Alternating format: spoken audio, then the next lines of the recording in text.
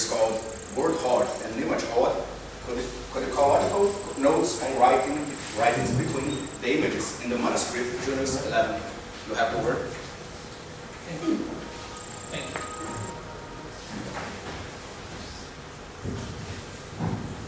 Hello. First of all, I would like to say thank you to all the organizers of the Networks and Neighbours Symposium, and I would like to apologize for the absence of images in my paper, and it's my fault. And now I hope to redeem myself and show you the images of the manuscript in PowerPoint. And now I'm going to read the paper. MS Junius 11, Calling the Past, the Schedule manuscript, is an Anglo-Saxon manuscript written in the late 10th or early 11th century. There are in it 4 poems: Genesis, Exodus, Daniel, and Christian Satan. The manuscript has 48 completed drawings in its 230 pages, all in the beginning of the codex, between the Genesis poem. Researchers have tended to miss the drawings, focus the research in the text. But nowadays, nevertheless, there are new studies which defended the research about the manuscript, seeing the images and the text together. Furthermore, we found words or phrases in Old English or Latin in at least 8 of these pages, sometimes beside, sometimes inside the drawings, separated from the poem itself, where they depicted as or modern explanatory text, explanatory legend about the pictures, or where the instructions made for the artist. The aim of this paper is to present this problem and propose some ways to answer these questions. Returning to manuscripts. Nowadays, the development of new technologies such as the digitalization of manuscripts, which used to be accessible only in loco, provides a necessary update to the studies of medieval texts. Research on digital cultural materials will undoubtedly inspire and add new rigor to many related research fields, including computer vision, artificial intelligence, information technology, data mining, and image processing. Besides, digital high-resolution images can show some new details never seen before in these manuscripts. However, we cannot forget the value of the direct contact with the manuscript itself. Although neutral accepted artifact is an illusion for multiple meshes, internal and external mediations that involve it. The pure or purified object, the real thing can truly exist, but only saturated of a characteristic the semiotic studies call hyperreality. Quoting Italian semiotician Umberto Eco about the contemporary society's relation with the cultural object as the movies, books, or museum artifacts, like our manuscripts, imagination demands the real thing, and to attain it must fabricate absolute fake. Indeed, the connection between text, materiality, and imagery in medieval manuscripts, digitalized images, cannot stay separate in new studies anymore. Besides, of course, the relation between these dimensions must be checked constantly by the historians according with peculiarities of the object study and the aim of his research. The manuscript. The MS Junius 11, commonly passed erroneously as Heliand manuscript, is an Anglo-Saxon manuscript written in the late 10th or early 11th century. All the poems are written in Old English, and they are paraphrases of biblical or apocryphal texts. There are 4 poems in it. Liber 1, Genesis, subdivided in Genesis A and B, Exodus, and Daniel. Liber 2, Christian Satan, an Old English paraphrase of Gospel of Nicodemus. Genesis, Exodus, and Daniel were written by the first scribe. Pages 1 to 212, Liber 1. Christian Satan, Liber 2, was written by 3 different scribes. Second scribe, pages 213 to 215. Third scribe, page 216 to 228. Fourth scribe, only page 230. The manuscript is composed by 70 gatherings. The parchment does not seem to be the best quality, and despite some deterioration and conservation problems, remain well preserved. Binding does not seem to be the original work. In the MS Junius 11, we find 480 drawings. There are 13 spaces for drawings in Exodus and 33 in Daniel's section. No space was left for drawings in Christ and Satan. The pigments used in the color of drawings are brown, red, olive, blue, and ochre. We can identify two artists for the drawings. The first artist made 38 drawings since the beginning to page 6-8. His drawings present heavier lines, more complex and rich techniques. The second artist completed only 10 of the 48 drawings. His work is sketched in a kind of illusionist style, as you can see in the eyes drawn as a simple dove. The writings between the images in manuscript Junius 11 appear in just 8 of the 230 total pages. Unlock the word Hoard and image Hoard, Anglo-Saxon drawing styles and the Anglo-Saxon minuscule. Firstly, we must remember this obvious fact many times despised by art historians.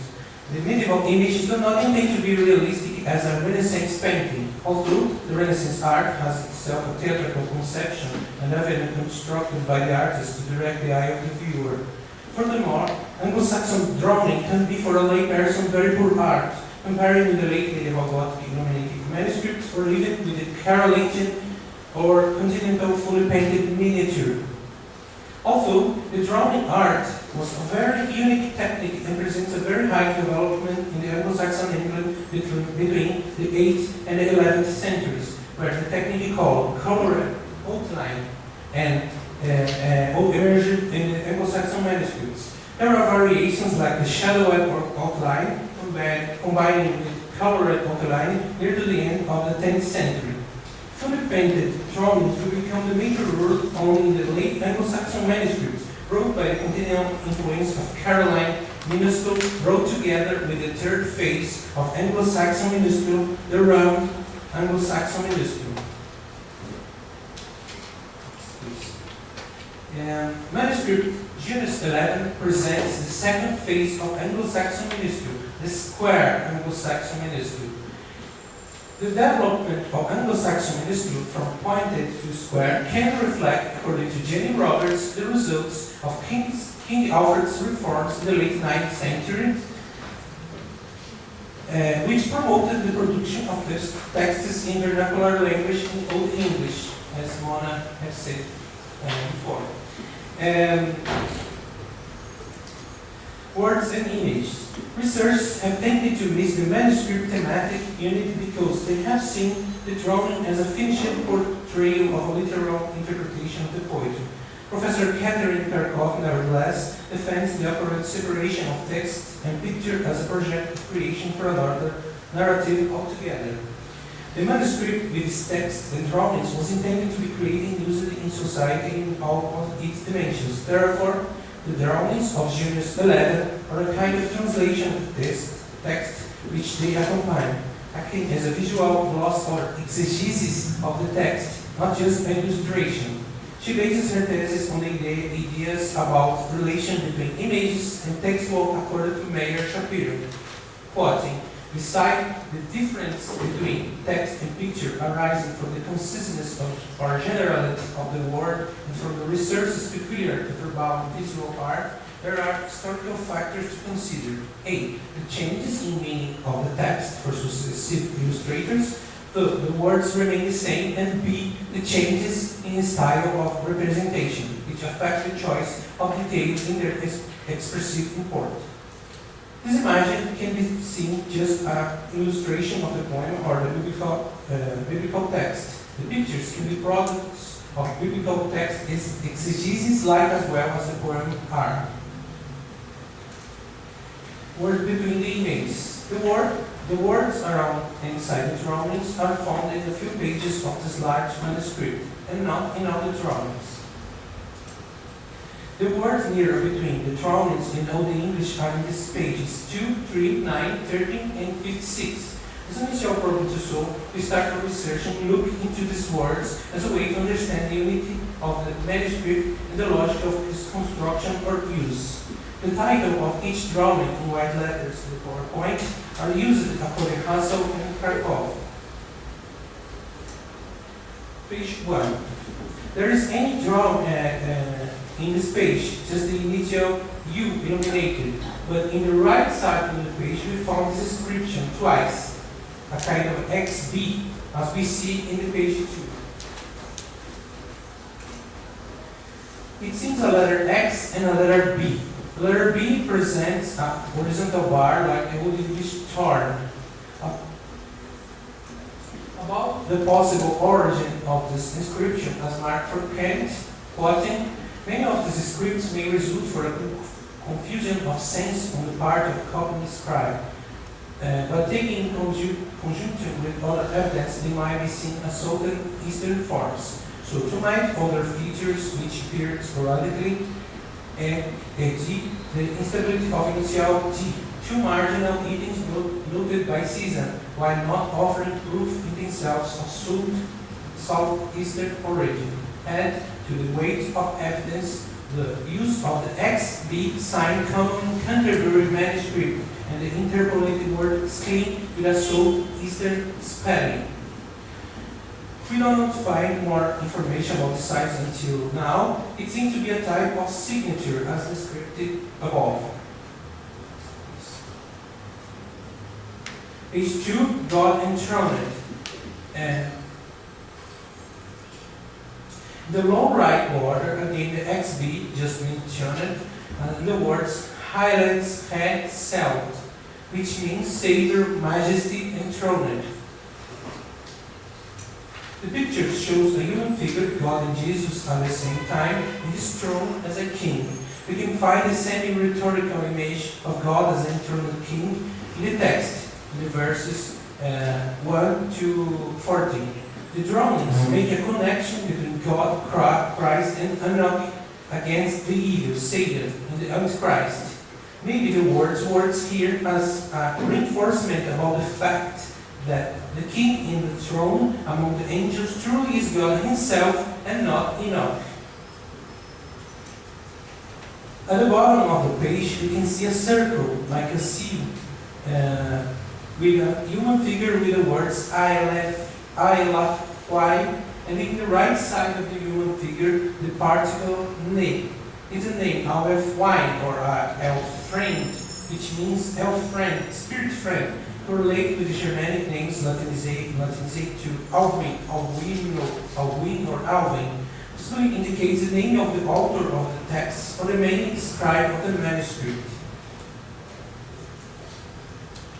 Page 3. Follow the rebel angels.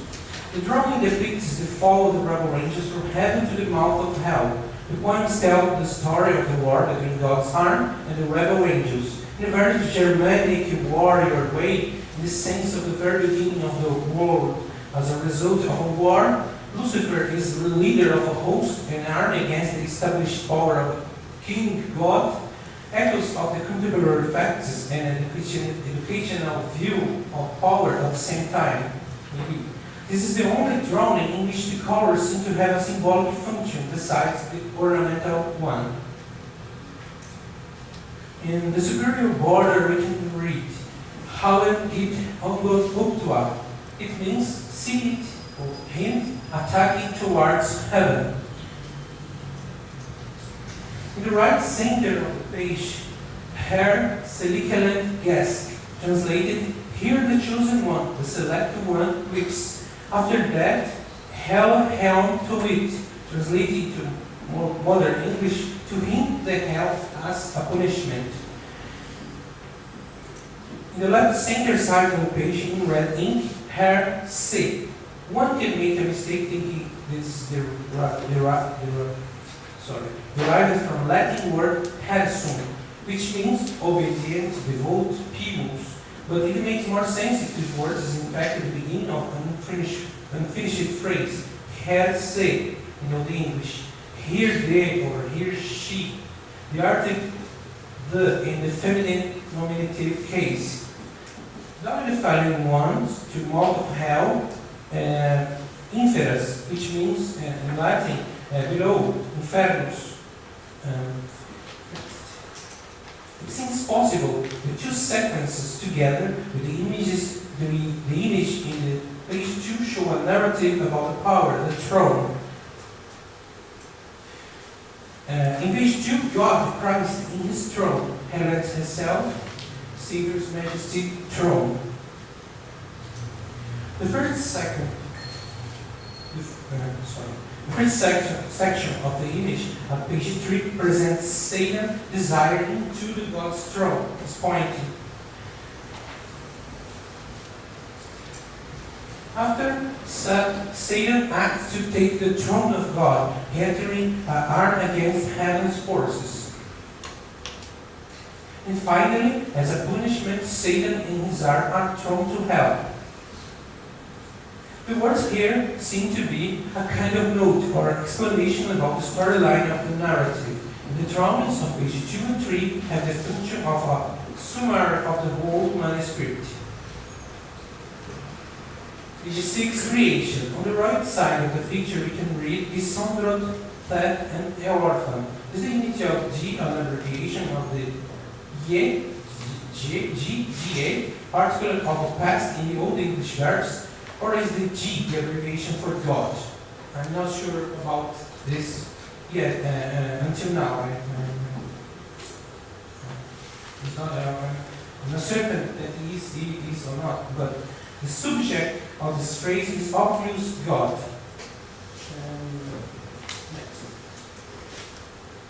The entire phrase, therefore, means God separated in the earth. Again, it seems that it's a note to reaffirm the subject who is making the action, separating the spheres of earth and the skies. God. Page 7, creation. In the left side of the hollow, outside the body of Jesus, or God, is written in horizontal the word Salvator, in Latin, which means Savior. In Old English, Heliand. It does not seem to be the same hand from the other inscriptions between the drawings. The right side of the center of the picture, near to the paradises, animals and plants, the phrases Here, he to tell the tag with need. The he above the R and T, translated to modern English, here, he, God, divided day from night. It seems referring, making sure that God and Jesus is the author of creation. Page 9, creation of Eve. There are two scenarios here, the sky, the heaven's door, and the earth, divided by the green street. In the sky, out of the drawing, is written, Herr God ägnas artikeln of heaven into paradiso. In modern English, here, God's angels ascend to heaven and to paradise. Above the figure in the door is written, Michael. The winged human figure is Archangel Michael taking care of the heaven's gate. On the right side of the stairway to heaven, Herr der Hütten gewährt is clad on Adam and Gedan in a rib of God, Sidon, and his cock is with of an rib. Translated, here the Lord makes Adam sleep and take a rib from his flank and create his wife from this rib. In the earthly scene, the left side of the picture above Eve and Christ, Herr der Hütten is called Adam's with Eve, which means here the Lord created Eve, Adam's wife. Above the woman figure is written in capital letters, Eva, it's Eve, the first woman.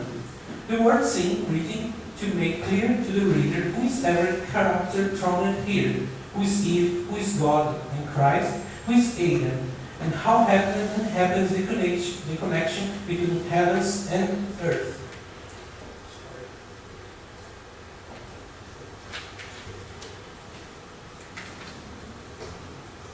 Page 13, Adam and Eve in paradise.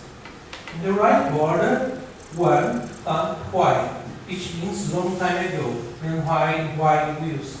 The number is an indicator of a chapter of the narrative, chapter 1, part 1. In the center below, inside the soil of the figure, Odamane, which might mean community with boundaries, relates to the situation of Adam and Eve living together in a piece of paradise. Again, the note reviews attempts to understand the meaning of the Bible passage or biblical passage and connect the book with the contemporary life of the reader or even the writer. It may indicate the use of the manuscript as a guideline in a speech or even a class. Page 56, Seth. Above the human figure, Seth by Sally, translating Seth in this hall. Evidently, is another hand, another scribe, very different from the other glosses. It indicates the circulation of the manuscript. Different readers made different glosses in manuscripts, showing his attempt to understand the drawings in the text.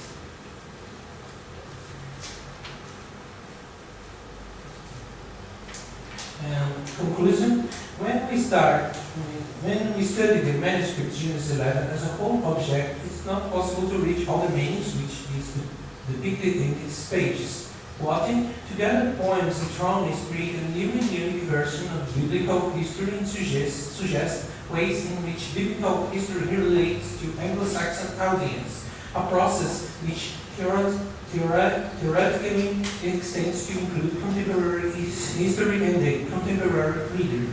Also, about the words between the pictures in these few pages, we can see different origins and uses of these glosses. The inexistence of words like this in all the drawings and all the spaces left from the scribe to future drawings are evidences that they are not instructions to the artist. And besides, we can affirm that they are a legend, a kind of comic speech balloon or word balloon.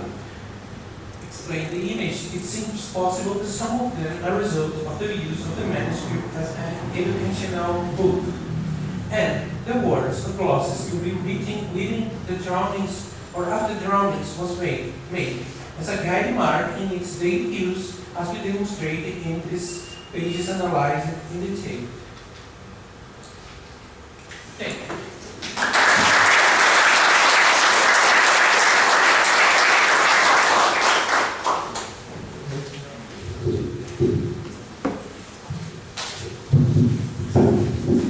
Now we have Philipp Dörler presenting his paper called The Conversus and the Bible, Biblical Allusions in Jordan's Works. Well, first of all, thank you very much. It's great to be here. Thanks to the host and organizers of the conference, especially to Saviour, although I can't see it. It's also great to be part of Networks and Neighbours, so I really enjoyed to be here the second time. And I can assure you that all of my colleagues back in Wien are quite jealous that I was able to come to the only conference in the early stages. So it's quite an honor to me. So, Judanis is one of the most amply discussed and probably also most exciting scholars of the 6th century. Two of his texts have been preserved until now. His best known text is the so-called Getica. Judanis calls it the origins and deeds of the Gothic people. The other text, the Romana, mainly focused on the Roman history and is, according to Judanis himself, an excerpt from the Chronicles that reports on the trials of the present world, or when it began, or what has been endured up to our time. Unquote. The names Getica and Romana go back to Theodor Monson and the edition of the text in the MGH in 1882. In particular, the Getica and its dependency on Cassiveros have been widely discussed, as it is often assumed that the Getica is basically a copy of his lost Gothic history.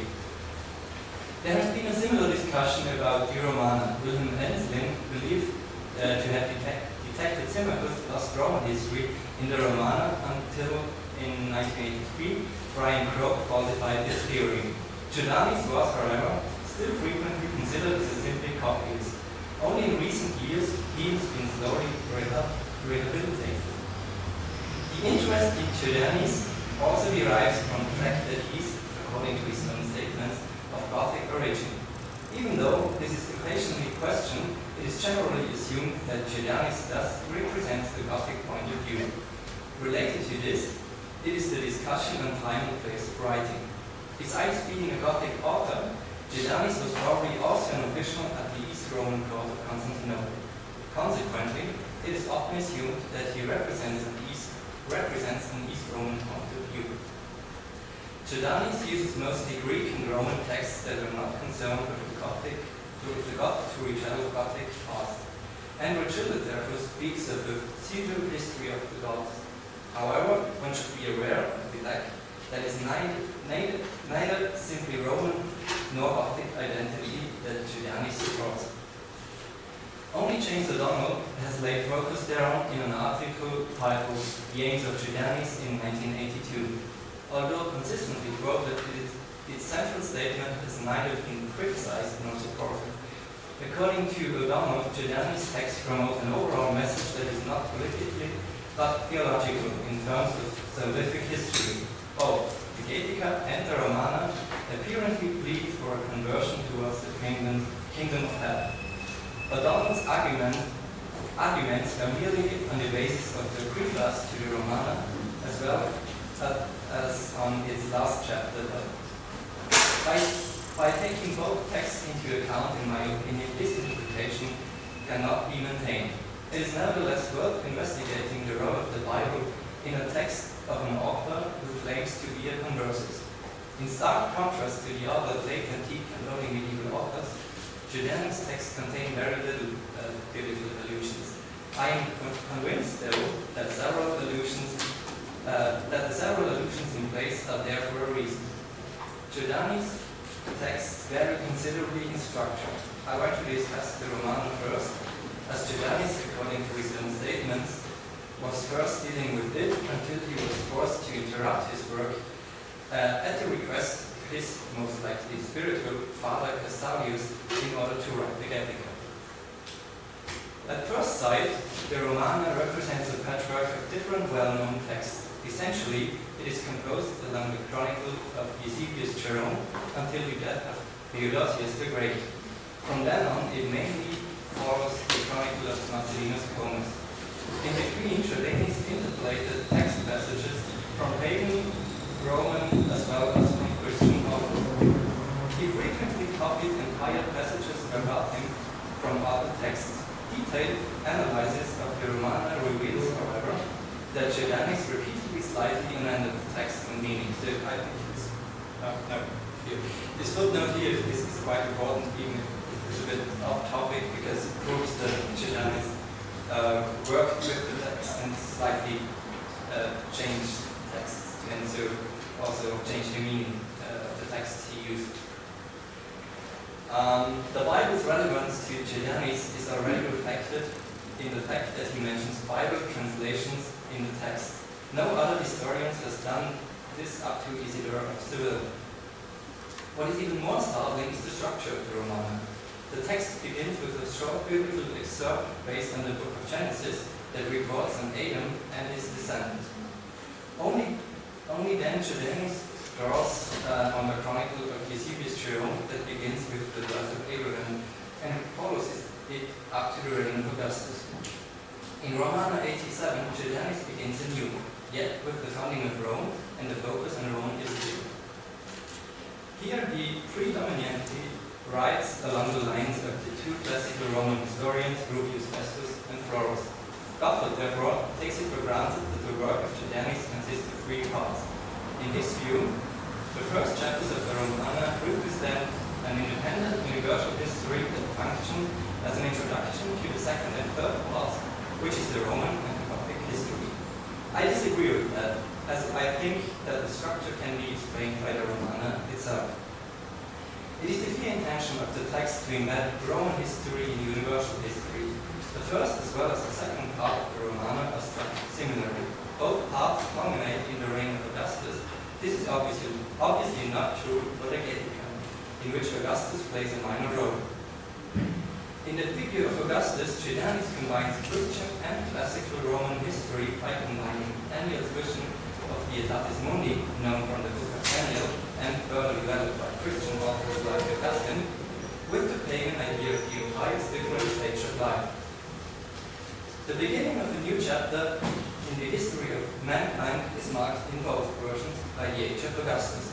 Florus speaks of the Senectutus Imperii that starts with the reign of Augustus. To Augustine, it's the birth of Christ that sounds the bell for the last empire, but simultaneously indicates a new beginning. Though not directly biblical, we could assume echoes of Jacob's characterization in the book of Genesis, or the characterization of Solomon, who likewise pacified all the peoples around him, and if not sapientissimus, Augustus still acted civilissimus. The strong emphasis on peace is not only important for the image of the emperor himself. Augustus, quote, called the whole world pacified at the divine knots for the coming Jesus Christ, quote. This is important for Julianus, as he interpolated in a quote taken from Rosius into a paragraph mainly taken from Jerome. In doing so, Julianus indicates that an inner connection between the reign of Augustus and the arrival of Jesus. With the birth of Jesus, the last age starts. This is proved by the fact that after his birth, Julianus counts Augustus' years of reign post Domini Adventum. There might also be an analogy to Moses. It is he and Augustus who brought the law to their people and explained it to them. Among the variants, by contrast, there is no law as the Romano tells us. Julianus therefore clearly tries to characterize Augustus in a positive manner. He is the one who heralds the last empire. Interestingly, Julianus lays great emphasis on how emperors behave towards Christians in the following. Emperors who treat them well appear in a positive light, others in a negative one. Unfortunately, there is a tradition gap in the Romana from Diocletian to Constantius II. It would have been interesting to see how Julianus has characterized Julian or Constantine. Nevertheless, Emperor Valens can be seen as counterpart of Augustus. He is clearly a negative figure for the author, mainly because he was Arian. In this case, it was not enough to rely on Eusebius Jerome. Julianus quoted the otherwise not used epitome in Caesaribus to justify Valens' death not only by reference to Christian but also to pagan authors. To conclude, it can be said, even though Julianus does not use biblical allusions in the Romana, his conception of history is obviously influenced by the Bible and Augustine's interpretations of Pietatis Mundi. Only in this context the preliminary refers to the book of Genesis becomes understandable. The chronicle of Eusebius Jerome starts with the Babylonian Empire, but for Julianus as well as for Augustine, the first État starts with Adam. By prefixing this text with the biblical events from Adam to Abraham, he completes the text with the Infancia and the Pueritia in terms of Augustine. By means of Eusebius Jerome, Julianus briefly outlines the remaining Aetatis to finally concentrate on the Roman history and highlight in Augustus' reign. Now, how does this relate to the preface and the Dawn's argument? The last chapter of the Romana reads, "These are the misfortunes of the Roman Empire, and he, anyone, will know whence it arose, how it grew, or in what way it subjected all lands to itself, and how again it was done through ignorant rulers." The preface to the Romana shows a similar pattern. Not only that Julianus quotes Apostle John to state that the world passes away while God endures forever, but he also plays with the metaphor of the Gospel that alludes to the evanescence, as in the book of Isaiah. It says, "The grass withers, the flowers fades, when the breath of the Lord blows away." Surely the people are grass. The grass withers, the flower fades, but the word of our God will stand forever. Insofar, Alone might be right with his conclusions. As I will show now, however, the Getica does not fit into this model. Jamie Wood has shown that in his Chronicon, Isidore of Seville has embedded the Visigoth into universal, or rather ecclesiastical history. whereas in the Gothic history he elaborated on the special role the Visigoths have played in history. It would be tempting to draw a similar conclusion in the context of the Romana and the Getica, as Giuliani's himself regards the Romana as universal history, and it is often claimed that the Getica propagates the Goths' equality with Rome. This is not the case for Giuliani's text. On the one hand, I have already mentioned that a differentiated approach is required with the relationship between Goths and Romans in Giuliani's text. The Romans are not the ideal to which the Goths have to correspond. No, Roman and Gothic virtues rather complement each other. On the other hand, in contrast to Isidore's Chronicon, neither do the Goths play a major role in the Romana, nor is the Getica unrestrictedly pro-Gothic. In the introduction to the Romana, Giuliani mentions that he has added the Getica and also describes its purpose. Quote, so that learning of the disaster of various peoples, you might desire to become free of all trouble and turn to God, who is true freedom. This fits the interpretation given by Dörler. However, this statement might represent a subsequent reinterpretation by Giuliani, as the content of the text itself contradicts this interpretation. God is right when he states that the Getica does not show doom and gloom, even though Alaujo wants to prove otherwise. On the contrary, Giuliani, for instance, praises Justinian in his conclusion as a leader whose fame shall be silenced by no ages or cycles of years. Unlike with the Romana, it is not possible to deduce a Christian conception of history from the structure of the Getica. The text is structured completely different. However, the language of the Getica shows much more Christian rhetoric. Similar to the Romana, Christian rulers are generally characterized positively, while others are not. Furthermore, Giuliani repeatedly uses phrases like Iuvante Dominum, Si Dominus Iuvabile, or Deus Permitted. Yet, that does not imply any underlying religious concept. Maybe just the jüdische Hintergrundlehre. The preface too is less convincing in the case of the Getica, even though its first sentence is borrowed from Barosi's commentary on the Epistle to the Romans in the Urinus tradition. Thus, Croke easily allows Giuliani some theological reading ease. Although the phrasing of obedience towards the rulers in the passage of the Bible would fit the interpretation of Gothic submission to Justinian, we cannot find any other passages supporting this assumption. Things start getting really interesting, though, when we focus on Giuliani's conception of genealogy. Whereas he structured the Roman chronologically, the Getica is structured by geography and genealogy. Repeatedly, Giuliani refers to biblical genealogy. In Getica 4, Giuliani mentions the trisection of the known world into Europe, Africa, and Asia. What is outside, quote, is unknown to any save to him who made it. Getica 29 names Magog as progenitor of the Goths and consequently implies a connection to Japhet, the progenitor of the European tribes. This is, however, relativized as Giuliani explicitly blames Josephus for solely mentioning Magog and omitting the Goths' Scythian origin. I am nonetheless convinced that Giuliani wants to embed the Goths in biblical genealogy, since there can be further examples. Getica 79, for instance, describes the Amal origin. It reads, now the first of these heroes, as they themselves relate in their legends, was God who begat Hulmul, and Hulmul begat Augis, and Augis begat him who was called Amal, from whom the name of the Amali comes.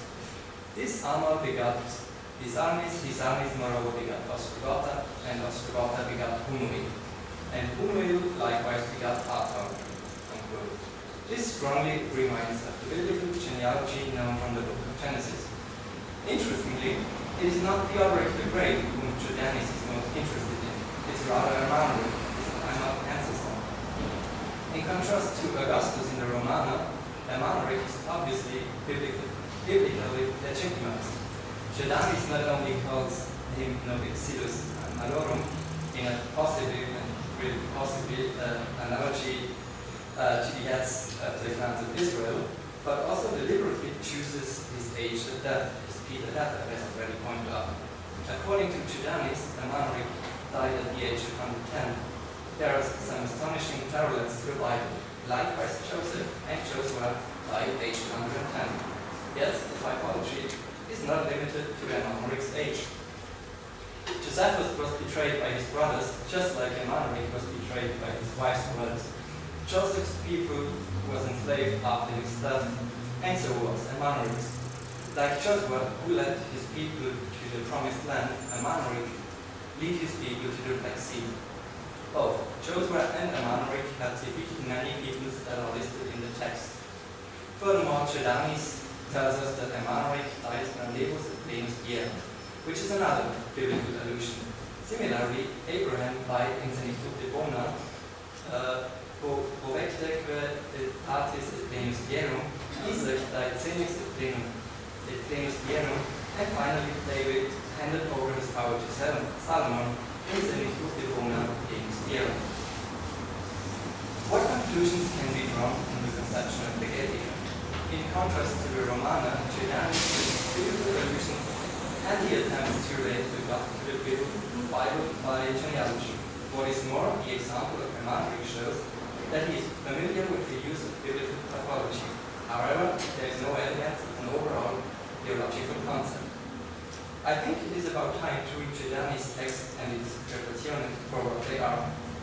Jordanes tells how it came about that he wrote them, and he also tells us about the composition. We should accept what he states in his stated and regard as true and accurate. There is no reason to question it. This also means that the Romana can tell us something about Jordanes' personal conception of history, whereas the Getica, irrespective of how Jordanes added himself, was truly written to, and I quote, condense in this small book the 12 volumes of the Senator, unquote. This explains the different conceptions of the text and also the differing use of the Bible.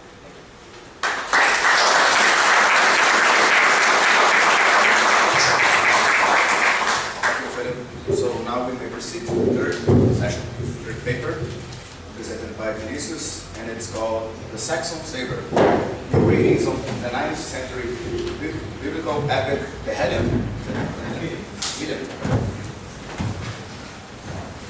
In the first place, I'd like to thank the organizers for the opportunity to be here. And I apologize for my little practicized English. So, my essay is The Saxon Saviour, the origins of the 9th century's biblical epic, the Heliand. The Heliand, or Saviour, title given to the text by its first modern editor, J. A. Schmeller, in 1830, it's an epic poem in Old Saxon of almost 6,000 verses. It was composed in the mid-9th century, probably in the Abbey of Fulda, and possibly under the guidance of Rabanus Maurus. It was preserved in 2 manuscripts, Munich and British Museum, and 4 fragments, Prague, Straubing, now in Berlin, Leipzig, and the Vatican. The poem is a biblical paraphrase that recounts the life of Jesus in the tradition of Diatessaron, an harmonization of the 4 Gospels, elaborated by Tatian in the 2nd century AD. It was written in the alliterative verse style of a Germanic epic. The Heliand isn't a translation in the modern sense of the term. It's rather a retelling or a reworking of Christian sources in verse form in a Germanic dialect. Thus, in the text, Christ becomes a warrior chieftain. The apostles, his warband. The cities of Palestine, fortresses, like Bethlehem, turned into Bethlehemable. Horses and horse guards replace sheep and shepherds at nativity. The Sermon on the Mount becomes a reunion between the chief and his warriors, in which Christ teaches them magic, employing runes and charms like the Lord's Prayer, treated as a secret revealed to a few chosen ones. The poem was rediscovered and studied in the context of German nationalist turmoil of the 19th century, the same period of advances on philology and historical science in the German disunited lands. The appeal of the Heliand as a German gospel and an early monument of the so-called Germanism was too tempting to advocates of a German unity, and that appeal was present in the studies about the Heliand until the fall of the Third Reich in 1945. Besides the value of the poem as an early monument of the German literature, its retelling of the Gospels with Germanic elements was highly interesting to the Nazis. A direct consequence of the deeply ideological interpretations of the period, the post-World War II German scholarly output on the Heliand was considerably reduced, focusing on more neutral approaches on the text, like linguistical or philological analysis. In the late 1980s, the Heliand came back to the limelight into Anglo-American Academy through the works of Ronald Murphy, the Saxon Saviour, the Germanic transformation of the Gospel in the 9th century Heliand of 1989, and the Heliand, the Saxon Gospel of 1992. Murphy's first work presents us 6 thematic essays devoted to the development of the idea of a Germanization of the Gospels in that specific case. Murphy deepens his arguments with the second book, an annotated translation of the Heliand. His works have given new evidence to the analysis of James C. Russell in the Germanization of early medieval Christianity, 1994. Russell's approach was radical in his defense of the so-called Germanization of Christianity. However, to support his arguments, he unites various sources from Tacitus Germania to the Eddas, through the canons of the Gallic Councils, Carolingian Capitularies, and the Heliand, with the theoretical support of the works of Jacques de Mézières. In this framework, the Heliand was seen as a paramount example. Nevertheless, Russell's book wasn't unchallenged. Its methodological inconsistencies, their insufficient analysis of the sources and the various shortcomings undermined the possible value of his work. As Dennis Green pointed in 2003, quote, "The so-called Germanization of Christianity, a slanted view which has unfortunately been recently given a new lease of undeserved life by an American publication, which is largely derivative, uncritical, and quite outdated in its starting point." Unquote. The 21st century brought a new breath to debate. In 2002, James Cady published his new edition of the Heliand by West Virginia University. His declared intention was to present the Heliand to the English-speaking audiences with a version of the poem in the original language, with a critical apparatus in English.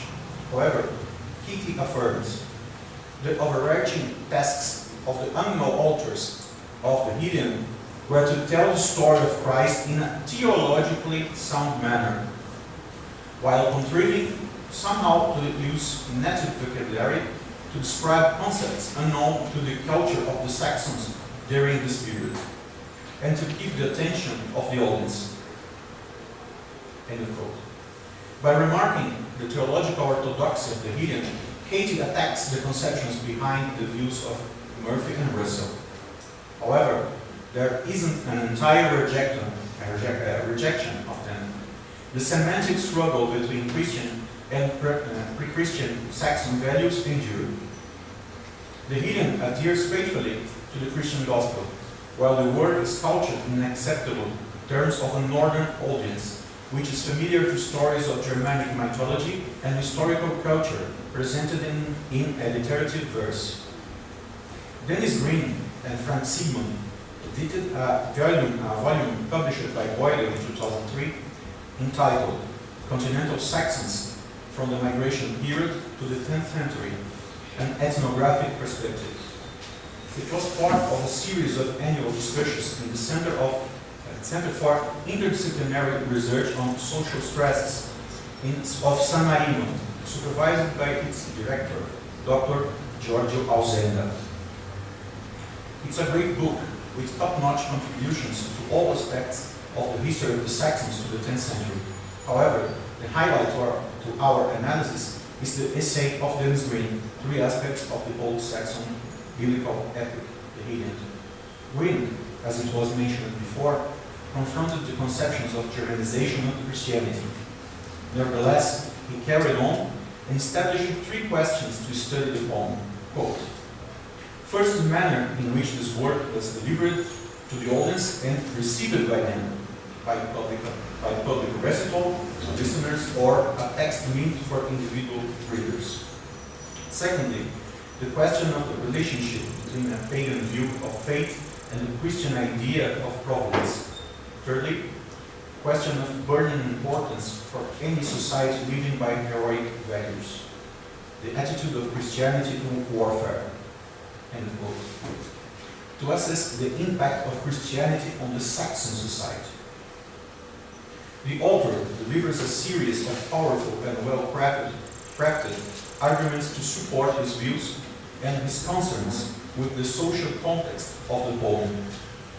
It's a welcome perspective despite of the majority of previously discussed words. After the essay, we can find the transcriptions of the discussions about the text between Dennis Green, John Heinz, Frank Sigmund, Matthias Springer, George Ausenda, and Dirk Meyer, and give us not only the repercussions of the essay, but also point us in new directions about the subject.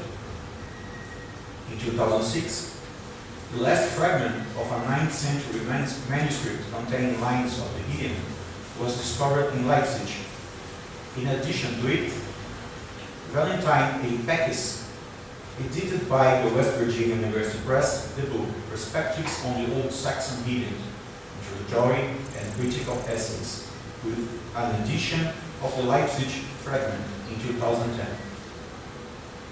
Between the authors assembled by Pekis, we can find well-known names like Katie and Murphy. The essay of Katie is a reproduction of his introductory essay from 2002. Although all the essays in the book are republications. But the bright side of that is that a reunion in one single book of a series of articles previously published in Germany. The first Murphy's essay, The Old Saxon Heliand, was originally published in early Germanic literature and culture, and is a condensed version of his earlier works, and he maintained his former views without any kind of reconsideration. In the second, The Jews in the Heliand, Murphy has extended his views expressed in earlier essays, stressing on the idea of a comparison between Roman oppressed Jews and the Frankish oppressed Saxons. Besides, he analyzes the anti-Judaism present in the most part of the Heliand as derivative from the poet's sources.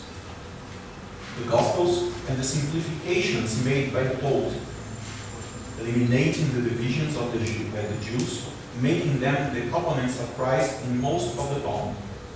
However, Murphy doesn't go further on in his reflections about historical relations between Jews and Saxons in the Carolingian period, or even provide arguments to any kind of role to the Jews in Carolingian Germany at all, what diminishes the possible impact of his essay.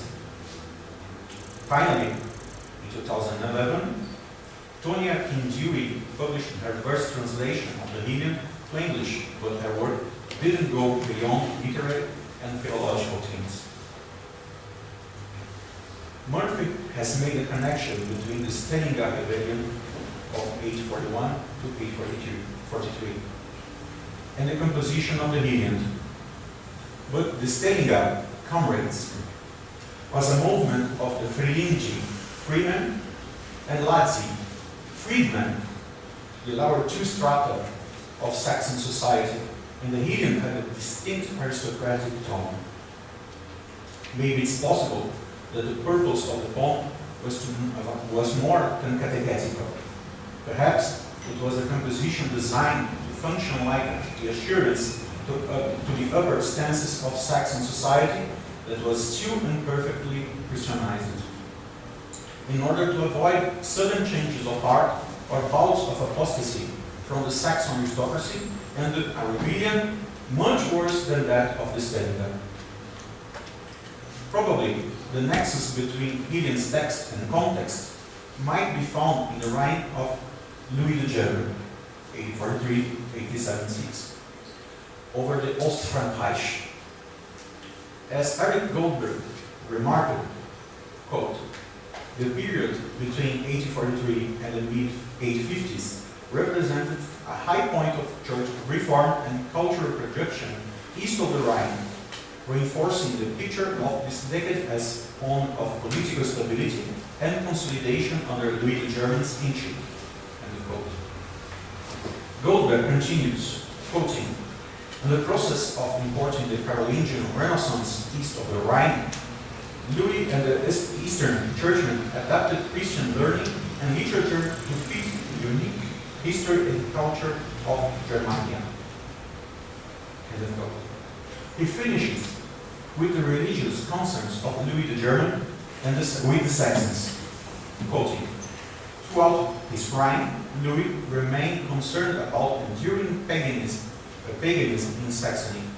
As late as 870, Louis bemoaned the real people of Saxons who only recently had come to the new faith, or at least are urged to come. End of quote. Louis the German and Rabanus Maurus might have urged the rejection of vernacular Germanic literature, but only for Christian ends, and that fits perfectly with the composition of the Heliand. It could be seen as part of an accommodation program aimed at the consolidation of the Christianization of the Saxons, a specific stratagem to its context, and not an example of a general transformation of nature of Christianity, as advocated by proponents of Russell's hypothesis. In 1936, Walter Köhler was a solitary voice by stating, quote, it's not the Germanization of Christianity, but Christianization of Germanness that characterized the poem. End of quote. And he really deserves a new reading due his careful appreciation of the context. Most discussions pay little or no attention to contextual details, focusing on the document itself. They analyze its philological, linguistic, literary, and theological characteristics, but almost nothing of its social and political attributes. And it is important to analyze the Heliand in the perspective of representations of power and authority, since its advent was at a crucial point in the transformation of pagan Saxons of the 8th century into the Saxon Christian devotees, propagators and defenders of faith and empire in the 10th century under the Ottonian rule. Thank you.